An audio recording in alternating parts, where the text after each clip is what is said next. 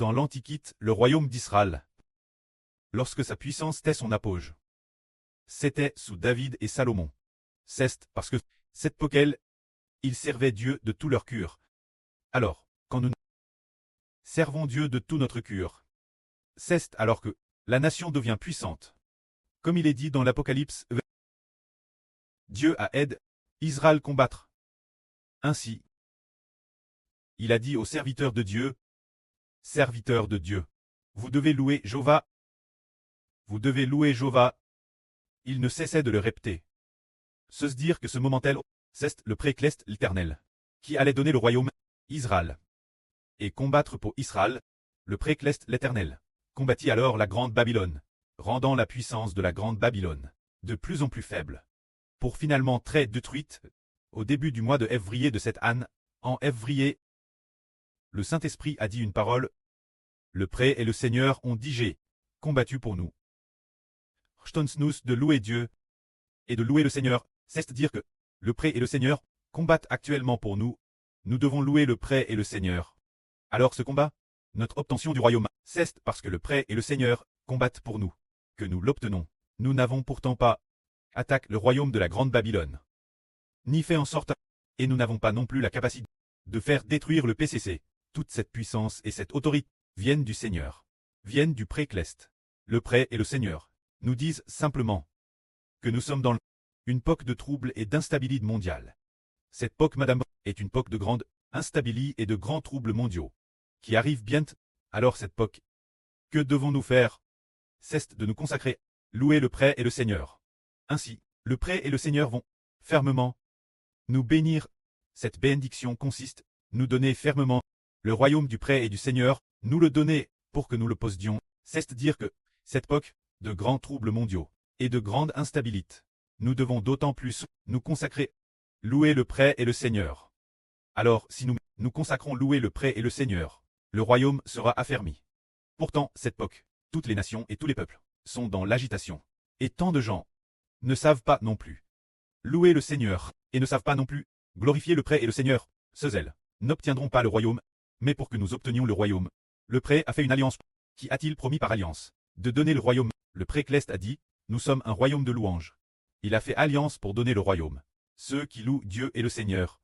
Bien est-ce aux enfants de la nouvelle terre, il devient un citoyen.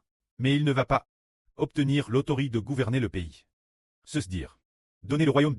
Quel genre de personne nous donner le royaume, faisant référence, l'autorité de gouverner Israël. Le fait de nous la donner, l'autorité royale, nous est donne. Se dire donne ceux qui louent Dieu.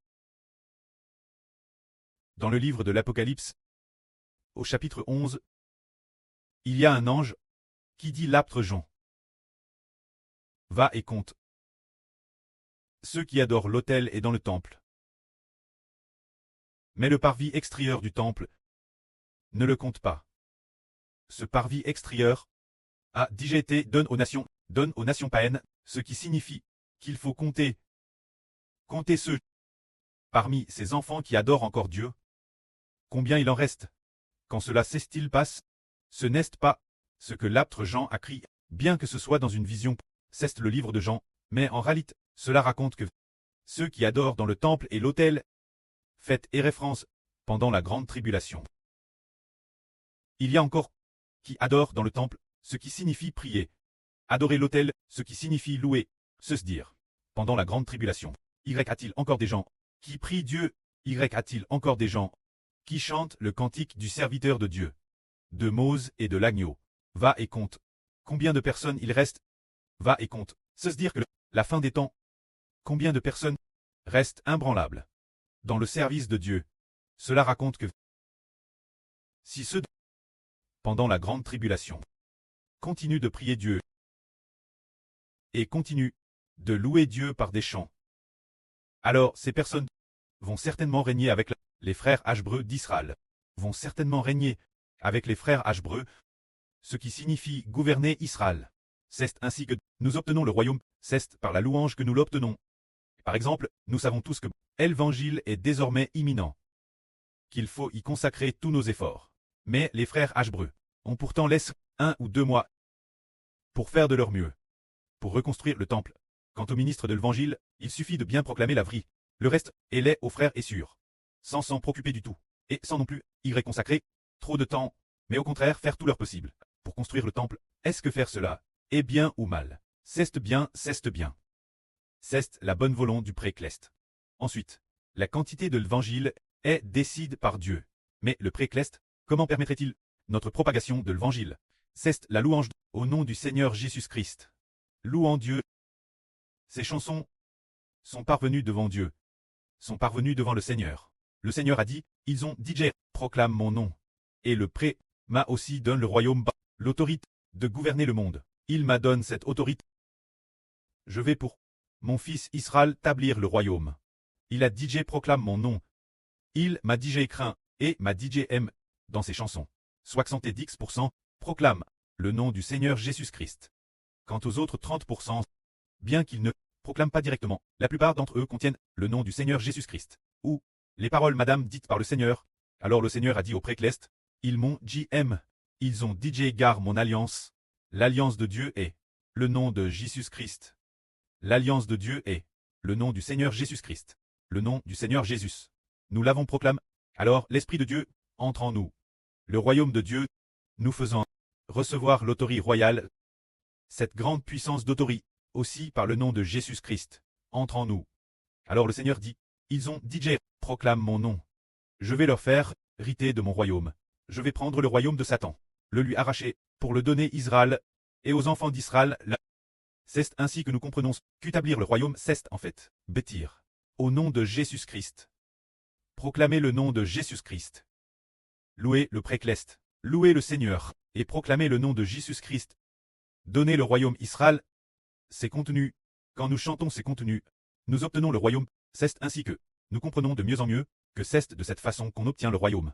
Tout comme le royaume de David, c'est Dieu qui a fait alliance pour que son royaume dure éternellement.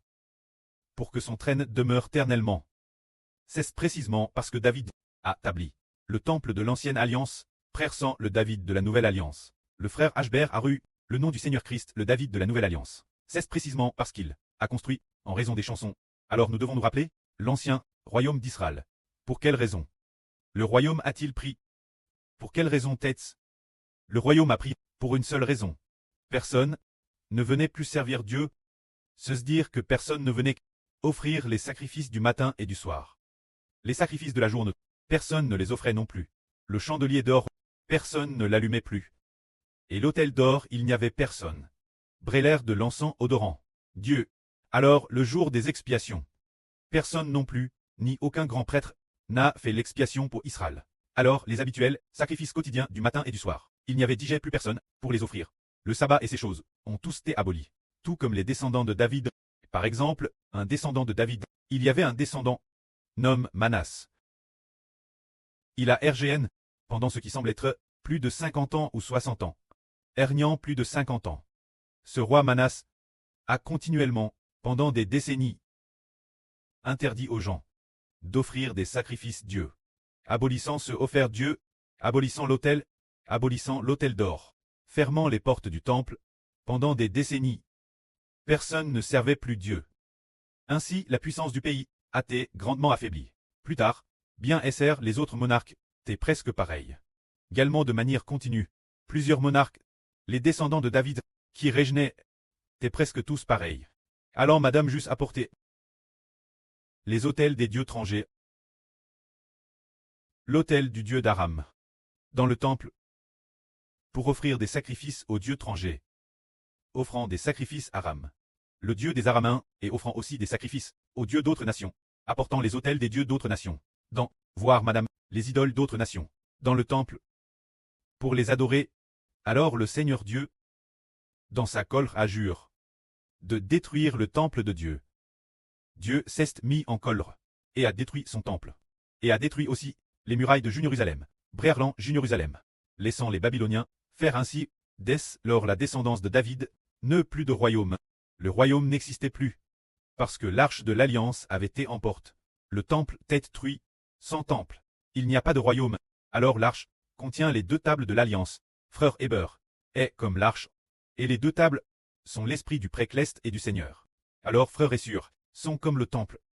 nous nous consacrons bâtir le royaume, les louanges, et nous nous consacrons servir. Alors le royaume sera affermi, tout comme dans l'ancien Israël de David. Et au début du règne de Salomon, mais si personne ne loue Dieu, parmi les enfants guidés par le frère Hébert, si personne ne prie Dieu, et si personne non plus ne loue Dieu, si personne ne s'unit pour former des groupes, pour adorer Dieu, alors dans ce cas, le royaume ne sera pas obtenu. Mais frère Hébert, la prospérité de la nation, quoi est-elle due? Tout comme Hersément, le précleste a dit, le H de Hbert, l'avenir le H dans Hbert, signifie le sens de prospérité et de floraison. Par quoi prospère-t-elle? Parce que le frère Hbert fait tout son possible pour bâtir la louange. Bâtir le royaume de Dieu. C'est dire bâtir le temple de Dieu. De quoi Jéhovah fait-il son royaume? Jéhovah fait de ses chants de louange son royaume. Fait de son saint temple son royaume. Alors le Hbert d'Israël, de qui fait-il son royaume? Fait de tout Jérusalem. Obtient le royaume des cieux. Obtient toute l'humanité comme peuple. Comme citoyen. Alors obtenir la Jérusalem cleste comme capitale. Le pré-cleste fait pourtant du temple son royaume. Fait de la louange son royaume. C'est merveilleux. Le frère Hbert obtient le royaume, et le pré-cleste obtient le royaume. C'est un peu différent. Le pré-cleste fait de la louange son royaume. Le frère Hbert bâtit la louange. Alors le pré-cleste donne l'autorité de régner sur le monde Hbert. Offrir la louange Dieu. Dieu donne l'esprit de Dieu Hbert. Hbert obtient alors le royaume. Alors comment le royaume du pré-cleste va-t-il demeurer éternellement avec Hbert? Le frère Hbert en tant que souverain sacrificateur, exerce une double fonction, n'est-ce pas? Il a la fonction de souverain sacrificateur, et aussi celle de roi. Se dire s'asseoir sur le trône de gloire, pour projeter la paix et la tranquillité. Ce qui signifie projeter comment? Faire en sorte que Dieu affermisse le royaume pour toujours. De manière imbranlable pour toujours. Donner le royaume Israël, comment projeter cela? C'est projeter, de faire en sorte que Dieu reçoive la louange, et reçoive la gloire. Projeter que tous les enfants servent uniquement le pré-cleste et le Seigneur, avec toute leur vie, croient sincèrement, et marchent devant le pré-cleste. C'est par de tels projets que le royaume est affermi. Alors aujourd'hui nous disons, Ken Ralit, nous obtenons le royaume par la louange, et maintenant nous le bâtissons. Alors ceux qui participent ensemble, l'œuvre de construction, sont équivalents. Ceux qui bâtissent le royaume ensemble. Que la gloire soit auprès et au Seigneur. Amen.